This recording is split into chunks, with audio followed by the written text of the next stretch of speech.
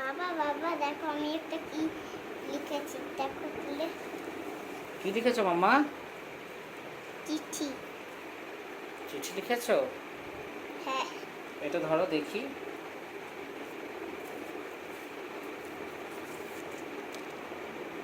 জিনিস লিখেছে কাগজটার মধ্যে। ও লিখেছে ওর নাম ঋষিকা জানা, বাবার নাম লিখেছে, আর লিখেছে মায়ের নাম সরস্বতী জানার বাড়ি কোথায়? খড়গপুর। বাহ, ভালো লিখেছো তুমি তো। এটা আবার কি লিখেছো?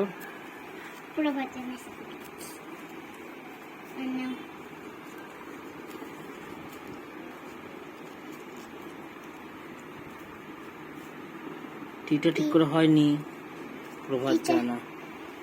আস্তে আস্তে সবকিছুই শিখছো, খুব ভালো।